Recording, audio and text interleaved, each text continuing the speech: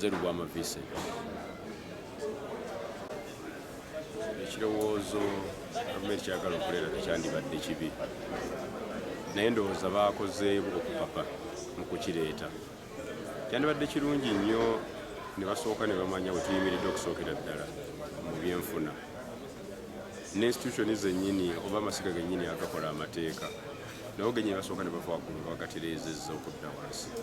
Kuba kati wootunula nga omuntu atwala amasomero mu area okugeza nga meeya ng'asobola okutula mu ofiisi nga talina lupapula lwonna, n'ogenda ku level eya katugeze kansala ku disitulikiti oba levels ezo ezikola policies, bano boosaba diguli ko bagenda okugenda nga tebalina lupapula lwabawadde, n'ogenda mu parliament nga wa senior 6 yagenda okusalirawo ebigenda okufuga gweyagaza diguli.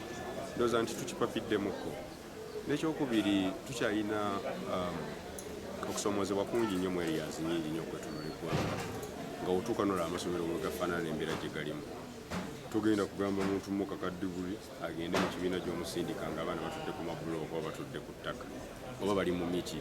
So ndowooza first things first, tusooke okutereeza institutions zino ne policy makers nabo tubatunuulire, tulabe biki ebiteekeddwa okutuula okusobola okutambuza ekintu obulungi. Togenda okutuuka ku muntu ono omuga nti gwe wa nassale gwe wa P1 nkwagaza diguli waneno nga togirina sijja kuwa mulimu, nga naye mubutuufu watuna waggulu bino byagoberera gye byava, nga naye mu mutima mumativu nti weewaawo ffenna tuli mu layini y'emu bwe tutyo.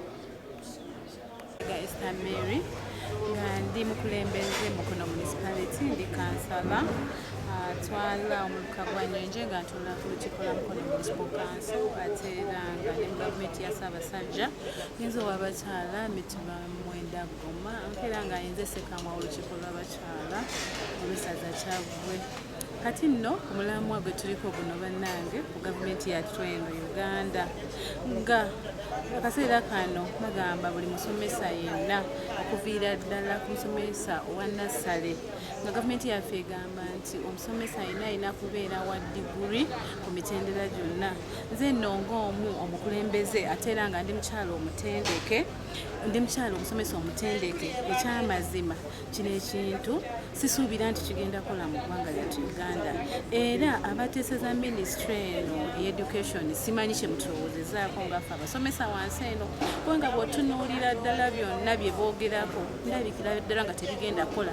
Okujjako nga gavumenti yaffe egamba nti omwana w'omunaku tagenda kusoma, kuba ndaba kigenda lekawo amasomero gokka ago ag'abanene ge gagenda osigala mu saavisi y'okusomesa, n'ago amasomero mpozi gavumenti ng'egamba nti yo eriredde egenda kwongeza emisaala gyabo gyaba abasomesa amasomero gaayo. Ate nga bw'otunuulira ku population yaffe gye tulina kati, amasomero ga gavumenti matono nnyo tegalina ne kye gasobola kukola ku byanjigiriza ebiriwo oba kumalawo omujjuzo gw'abaana oguliwo, kubanga bw'otunuulira abantu abasobodde okutandika amasomero agali medium oba amasomero kati agayambako mu byensomesa mu bitundu byaffe tegasobola kusomesa, tegajja kusobola kusasula basomesa bano abadiguli, kubanga tosuubira mwana wa munno okuddayo asooka asome diploma. Abasomesa bonna be tulina abasinga ba certificate, balina okusooka baddeyo bafune diploma, baddeyo baqualifyinge for degree. Nti kati omusomesa essaawa kimwetaagisa okuddayo okusoma emyaka 5, asooke yeeweerere diploma emyaka 2,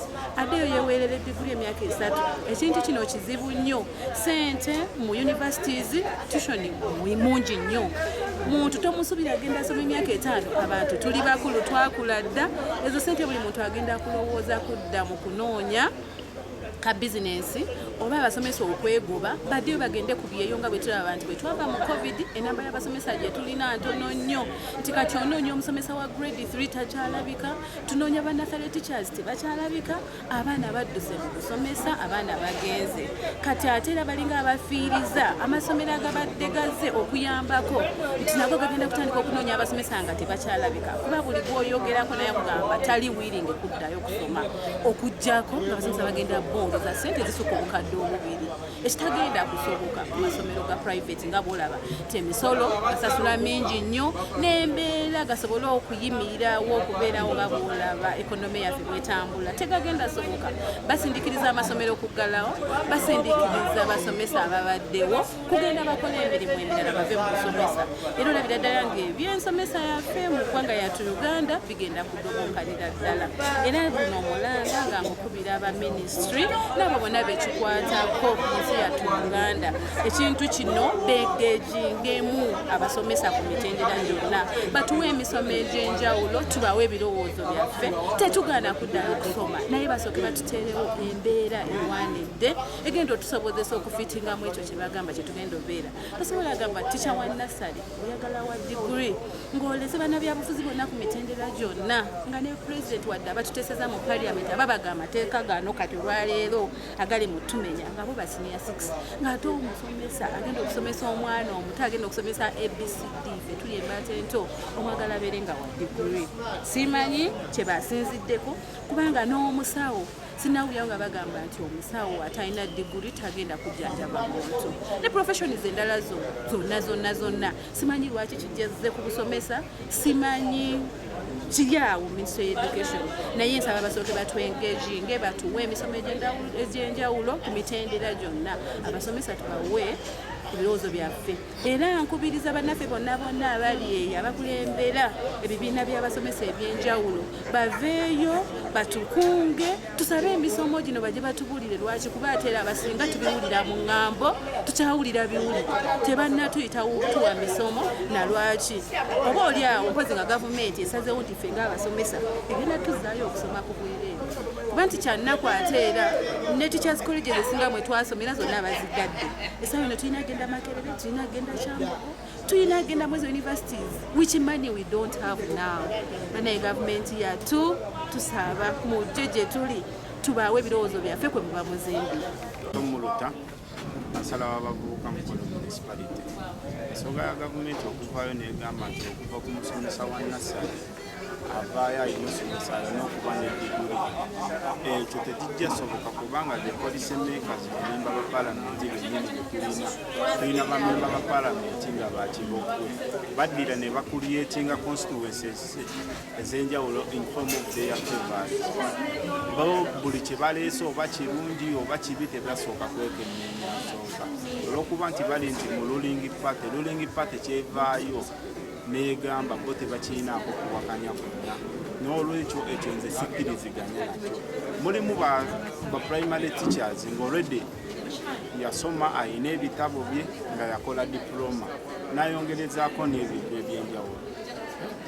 Omuntu oyo academic documents ze weziba nga teziri equivalent to a degree balina omufebale naha ye yasoma kye yasoma n'akikubuuga mukyalina okukola kakati ye asigalewa oba omuntu oyo omulesewa ayina naye abamudipendingirako. Eggwanga lyetiwangaliramu cost of living is high yet the income is low. Ekyo nze sikkiriziganya nakyo wabula kye tuba twongeramu okulaba nga tutambuza omutendo gw'ebyenjigiriza okubanga mulungi wano kye tulina osooka okwongeramu tunoonye abasomesa abo bonna abatalina mpapula ezibakkiriza okusomesa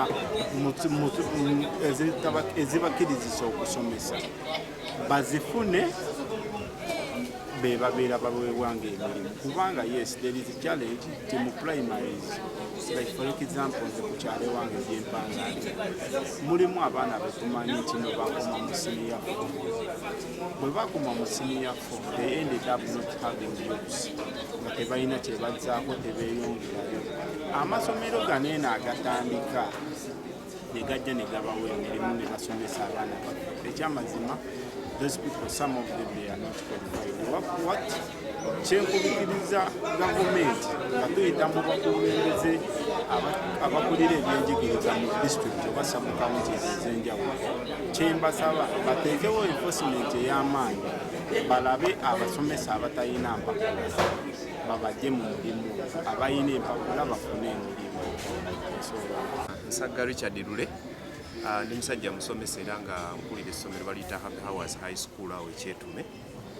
Ensonga eyo Dr. Muyingo gye yaleese n'omukyala Janet Museveni yalibadde ennungi naye basooka ne baggalawo NTCs ne baggalawo colleges.